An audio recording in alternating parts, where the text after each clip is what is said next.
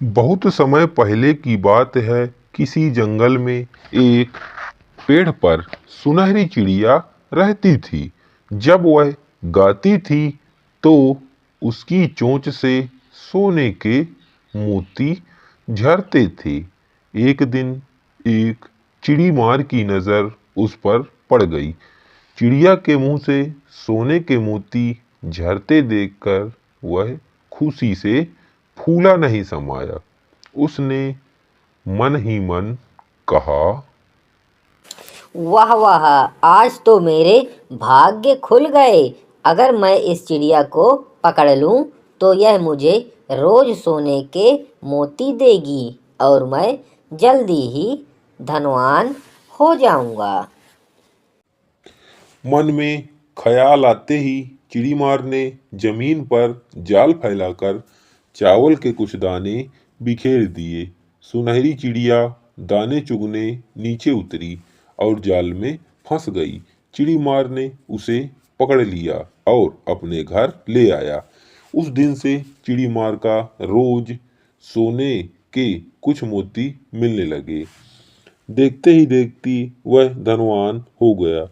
अब उसके पास धन तो बहुत था किंतु सम्मान नहीं था। यह बात उसे बेहद परेशान करती रहती थी कि अब लोग उसे चिड़ीमार ही कहकर बुला रहे हैं, जबकि मैं तो बहुत पैसा वाला हो गया हूँ। मुझे साहूकार के नाम से बुलाया जाए।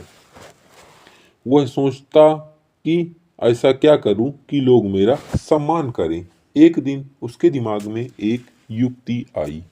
उसने चिड़िया के लिए सोने का एक सुंदर सा पिंजरा बनवाया और सोने के पिंजरे सहित वह चिड़िया एक साहूकार को भेंट कर दी। उपहार देते समय उसने साहूकार से कहा, हे साहूकार जी, यह चिड़िया आपके घर में मधुर गीत गाएगी और रोज आपको एक सोने के मोती भी देगी। यह उपहार आप स्वीकार कीजिए। यह उपहार पाकर साहूकार बहुत प्रसन्न हुआ और उसने चिड़ीमार को काफी सारा धन देकर वहां से विदा कर दिया। जल्दी ही साहूकार के पास भी ढेर सारे सोने के मोती जमा हो गए। साहूकार ने सोने के पिंजरे सहित वह चिड़िया अपनी प्रिय पत्नी को दे दिया। पत्नी ने पिंजरे का दरवाजा खोलकर चिड़िया को आजाद कर दिया और सोने का पिंजरा शाही सुनार को देकर कहा, इस सोने के पिंजरे से मेरे लिए सुंदर सुंदर गहने बना दो। जैसी ही चिड़िया पिंजरे से आजाद हुई तो बोली, हे रानी माँ, तुम धन्य हो जो तुमने मुझे आजाद किया। तुम्हारे दिल में अपार दया है और लालच भी नहीं है। मुझे कैद में रहना बिल्कुल बुरा नहीं लगता था।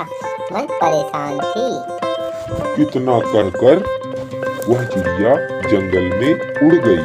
अब वह रोज रानी का गुणगान गाती रहती थी।